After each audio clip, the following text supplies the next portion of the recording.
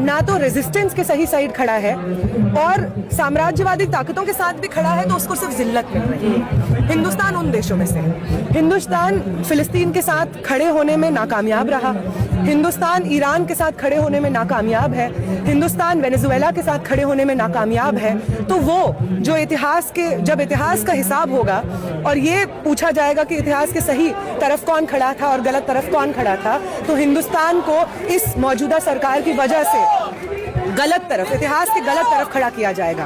तो आपको कभी हिस्ट्री अपहोल्ड नहीं करेगी, और जिनकी आप गुलामी कर रहे हैं, जिनकी चाटुकारिता कर रहे हैं, जिनके सामने अपनी नाक रगड़ रहे हैं, वो अमेरिका, वो ब्रिटेन, वो यूरोपियन राष्ट्र आपकी इज्जत नहीं करते हैं। जब आप ऑपरेशन सिंदूर का डमरू पीट रहे थे, ढोल पीट रहे थे, उस वक्त ट्रंप ने आपकी बेइज्जती करते हुए ये बोला कि उन्होंने आपके और पाकिस्तान के बीच में सुलह करवाई है। आप कहते रह गए कि नहीं, ये हमारे आपसी बातचीत से हुआ है तय, और ट्रंप ने बार बार इस चीज को कहा कि मैंने बताया, मैंने सुलझाया इस युद्ध को, मैं, ये दोनों ही मेरे ट्रेड पार्टनर्स हैं और मैं चाहता था कि इनके साथ कुछ गलत ना हो, तो मैंने इसको सुलझाया। ट्रंप ने ऐसा बोला। ट्रंप ने आपको इजाजत दी है कि इतने बड़े ऑयल क्राइसिस के बीच में आप रशिया से ऑयल खरीदे, इजाजत दी है आपको। एक सॉवरेन इंडिपेंडेंट नेशन को एक दूसरे देश के रूलर ने, एक दूसरे देश के रूलिंग ऑर्गेनाइजेशन ने, पार्टी ने इजाजत दी है कि तुम अपने देश के नागरिकों की डिमांड्स और नेसेसिटीज मीट करने के लिए ऑयल खरीद सकते हो।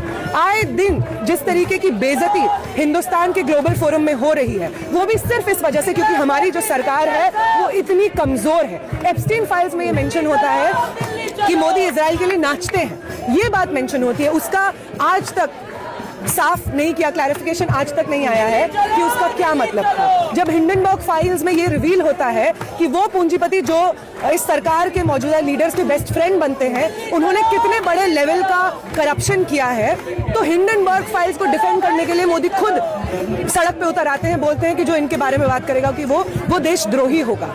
तो आप ना तो इस देश में जो लोग रहते हैं, जो इस देश की आवाम के हक और अधिकार के